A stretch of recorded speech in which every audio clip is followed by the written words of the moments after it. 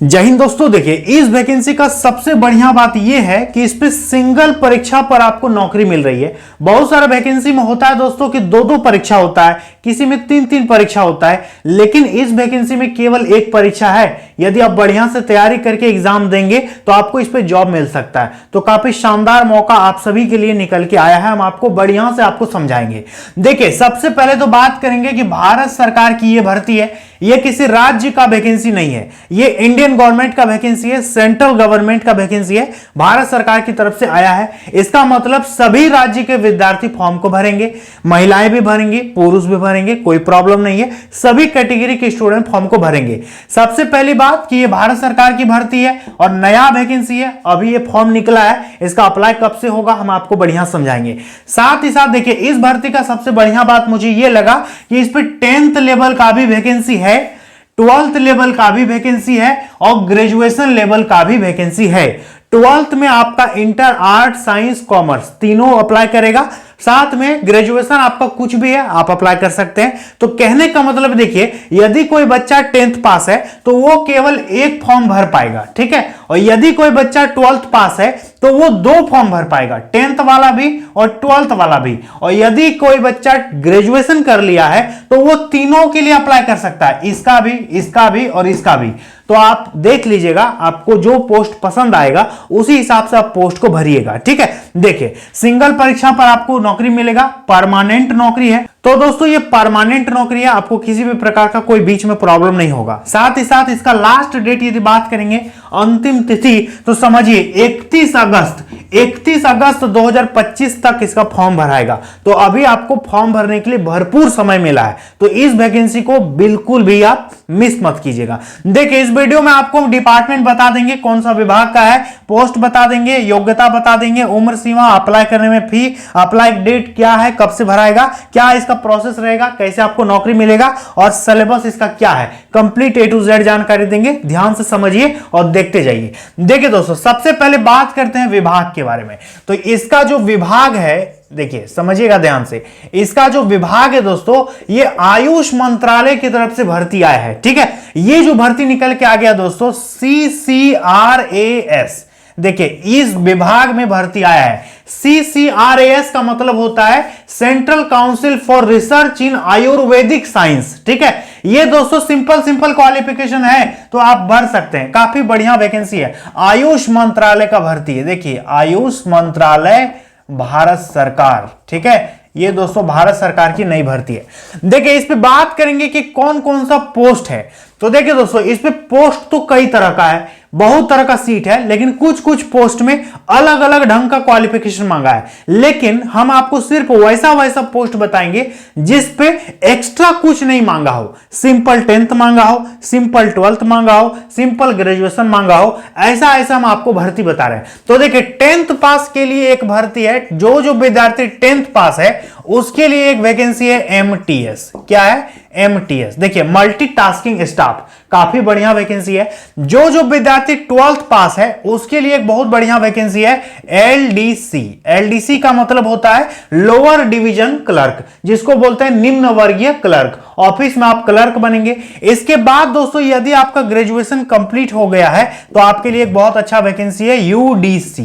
UDC का मतलब होता है अपर डिवीजन क्लर्क। ये दोनों क्लर्क ही है, लेकिन इसका सैलरी कम है, इसका सैलरी ज्यादा है, क्योंकि दोस्तों ये इंटर लेवल का है और ये ग्रेजुएशन लेवल का है। ये लोअर डिवीजन क्लर्क है, ये अपर डिवीजन क्लर्क है। इसको बोलते हैं निम्न वर्गीय क्लर्क, इसको बोलते हैं उच्च वर्गीय क्लर्क, ठीक है। समझ में आ गया? दोनों का सिलेबस भी अलग रहेगा। क्लियर है? देखिए, ये हो गया दोस्तों पोस्ट। योग्यता हम आपको बता दिए कि MTS भरोगे तो आपका 10th पास जरूरी है, LDC भरोगे तो 12th पास जरूरी है, और यदि आप UDC भरोगे तो आपका ग्रेजुएशन जरूरी है। क्लियर है? योग्यता समझ गए।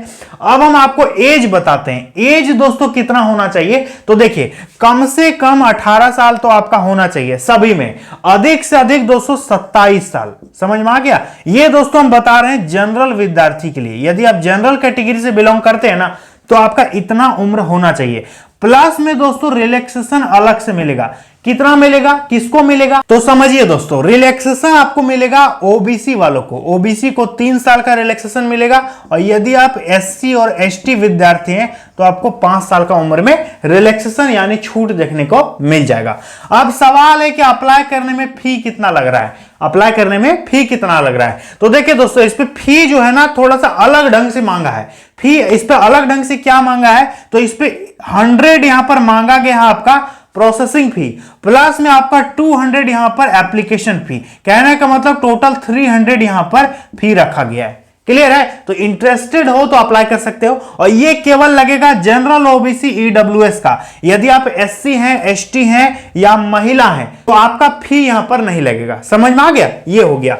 अब बात करेंगे अप्लाई का डेट। समझिए कि इसका फॉर्म आखिर कब से कब तक भराएगा, समझ लीजिए। तो देखिए, इसका फॉर्म जो है ना 1 अगस्त से लेकर के 31 अगस्त तक, 1 अगस्त से लेकर के 31 अगस्त तक आप फॉर्म को अप्लाई कर सकते हैं। तो काफी शानदार आपको यहां पर मौका मिला है। तो आप इस वैकेंसी को कभी भी छोड़िएगा मत। 1 तारीख से फॉर्म चालू हो रहा है, नोट कर लीजिए। अब हम आपको बताते हैं कि प्रोसेस इसका क्या है, चयन आपका कैसे होगा। तो देखिए दोस्तों, अभी हम आपको एक नोटिस भी दिखाएंगे।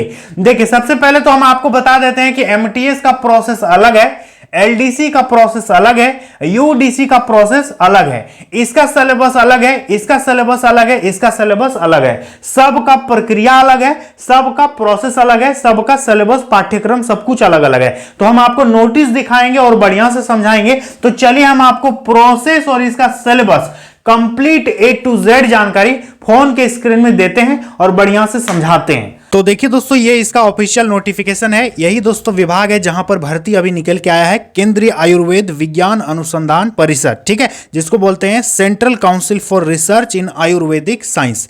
देखिए दोस्तों, एडवर्टाइजमेंट नंबर 4/2025 इसका विज्ञापन संख्या है। यदि हम आपको मेन चीज बताएं कि सिलेबस और पोस्ट के बारे में, तो देखिए इस पर कई प्रकार के पोस्ट हैं। ग्रुप ए का पोस्ट है, ग्रुप बी का पोस्ट है और ग्रुप सी का पोस्ट है, तरह तरह का पोस्ट है। तो हम जो आपको भर्ती बता रहे हैं वो ग्रुप सी का पोस्ट आपको बता रहे हैं, यूडीसी, एलडीसी। चलिए देखते हैं कि कौन कौन सा पोस्ट इस पे आगे दिया गया है। जैसे कि एमटीएस की यदि बात करेंगे दोस्तों कि एमटीएस आपका कौन सा ग्रुप में आता है, चलिए उसको दिखाते हैं आपको। तो देखिए दोस्तों, सबसे पहले एमटीएस की बात करेंगे, मल्टीटास्किंग स्टाफ, ये ग्रुप सी का पोस्ट है। इस पे सैलरी आप देख सकते हैं कितना इस पे आपको सैलरी दिया जाएगा। यदि बात करेंगे नंबर ऑफ वैकेंसी, तो 72 यानी 72 वैकेंसी एमटीएस के लिए निकाला गया है, जिसपे उम्र दोस्तों हम आपको बता ही चुके हैं 27 साल से ज्यादा नहीं होना चाहिए। और बाकी दोस्तों यदि क्वालिफिकेशन देखेंगे तो देखिए आपको मैट्रिकुलेशन पास होना चाहिए, किसी भी रिकॉग्नाइज्ड बोर्ड से आपने पास कर रखा है तो आप अप्लाई कर सकते हैं। अब देखिए बात करेंगे लोअर डिवीजन क्लर्क यानी एलडीसी के बारे में, तो ये भी ग्रुप सी का वैकेंसी है। टोटल इस पे 37 वैकेंसी है। 27 साल से ज्यादा उम्र आपका नहीं होना चाहिए। और यहां पर देख सकते हैं आपका दोस्तों पे मैट्रिक्स लेवल आपका सैलरी यहां पर दिया गया। साथ ही साथ दोस्तों देखिए ये एलडीसी जो पोस्ट है ना, इस पे 12th क्लास आपका पास होना जरूरी है। साथ में दोस्तों आपका इस पे कंप्यूटर का टेस्ट होगा, यानी आपका टाइपिंग टेस्ट होगा। यदि आप इंग्लिश टाइपिंग करेंगे तो 35 का स्पीड में आपको टाइपिंग करना होगा, 35 WPM। और यदि आप हिंदी टाइपिंग करेंगे तो 30 WPM आपको टाइप करवाएगा। इतना आपका स्पीड होना चाहिए। यदि बात करेंगे दोस्तों यूडीसी के बारे में कि अपर डिवीजन क्लर्क का क्या सिस्टम है, तो देखिएगा ये 16 नंबर में अपर डिवीजन क्लर्क, ये दोस्तों पे मैट्रिक्स लेवल 4 का आपको इस पे सैलरी मिलेगा। इस पे ज्यादा वेतन है क्योंकि ये ग्रेजुएशन लेवल का पोस्ट है। इस पे टोटल 39 वैकेंसी दोस्तों निकाला गया है। 27 साल से ज्यादा आपका एज नहीं होना चाहिए। और इस पे योग्यता मांगा है किसी भी रिकॉग्नाइज्ड यूनिवर्सिटी से आपने यदि ग्रेजुएशन कर रखा है तो आप यहां पर अप्लाई कर सकते हैं। क्लियर है? तो देखिए दोस्तों, एमटीएस के यदि सिलेबस की बात करेंगे तो 1 नंबर जो आपका क्वेश्चन पूछेगा, as per staff selection commission, SSC MTS में जिस तरह का दोस्तों सिलेबस है उसी सिलेबस से आपका 70 मार्क्स का आपका एग्जाम होगा। साथ ही साथ दोस्तों जनरल अवेयरनेस और एप्टीट्यूड टेस्ट से आपका रीजनिंग वगैरह से दोस्तों 20 मार्क्स अलग से पूछेगा। और working knowledge of information technology और कंप्यूटिंग, इस पे दोस्तों 10 मार्क्स है। टोटल आपका 100 मार्क्स का दोस्तों आपका यहां पर परीक्षा होगा एमटीएस में। तो सिलेबस दोस्तों एक हिसाब से आप इजी सिलेबस ही आप इसको बोल सकते हैं। 10th लेवल का क्वेश्चन वगैरह पूछेगा। अभी हम आपको टाइम अलग से बताएंगे। अब देखिए दोस्तों, एलडीसी के यदि सिलेबस का बात करेंगे तो यहां पर देख सकते हैं टोटल आपका कितना क्वेश्चन पूछेगा और टोटल कितना मार्क्स होगा, हम आपको समझा रहे हैं। देखिए, examination will comprise multiple choice question यानी एमसीक्यू क्वेश्चन पूछेगा।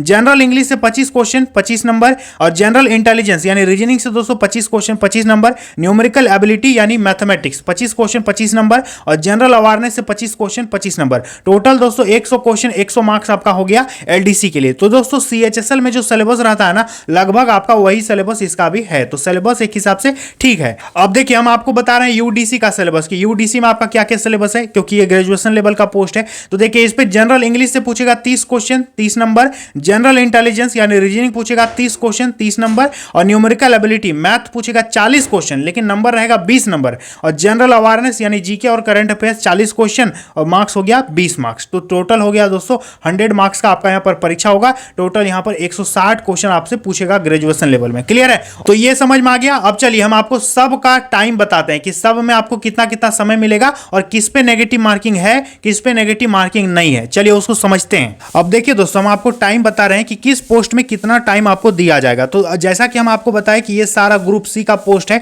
तो देख सकते हैं दोस्तों यहां पर ग्रुप सी में और ग्रुप बी में आपको 90 मिनट का समय मिलेगा, यानी 1.5 घंटा का आपको समय दिया जाएगा। समझ में आ गया? और दोस्तों जो पीडब्ल्यूडी विद्यार्थी होंगे उनको 120 मिनट का यहां पर टाइम मिलेगा। अब बात करेंगे दोस्तों कि नेगेटिव मार्किंग किस पे है किस पे नहीं है, तो समझिएगा एमटीएस में दोस्तों नेगेटिव मार्किंग नहीं है, बाकी सब में नेगेटिव मार्किंग है। एमटीएस में नेगेटिव मार्किंग नहीं है और बाकी सब में 0.25 का नेगेटिव मार्किंग है। ठीक है, बाकी सब पोस्ट में यूडीसी एलडीसी सब में 0.25 का नेगेटिव मार्किंग है, लेकिन एमटीएस पोस्ट में नेगेटिव मार्किंग नहीं है। चलिए हम आपको दोस्तों दिखा देते हैं यहां पे सर्च करके कि नेगेटिव मार्किंग कहां पर दिया हुआ है, या आप भी देख लीजिए। यहां पर हम नेगेटिव सर्च करके पीडीएफ में सर्च करते हैं, तो जैसा कि देख सकते हैं यहां पर आ गया दोस्तों। यहां पर लिखा हुआ है कि there will be 0.25 negative marking for each wrong answer in the computer based test, however for the post of MTS there will be no negative marking. यहां पर एमटीएस में आपका नेगेटिव मार्किंग नहीं है, बाकी सब में 0.25 का नेगेटिव मार्किंग रहेगा। समझ में आ गया? ये पीडीएफ दोस्तों हम अपने टेलीग्राम चैनल मोहन सर में डाल देते हैं,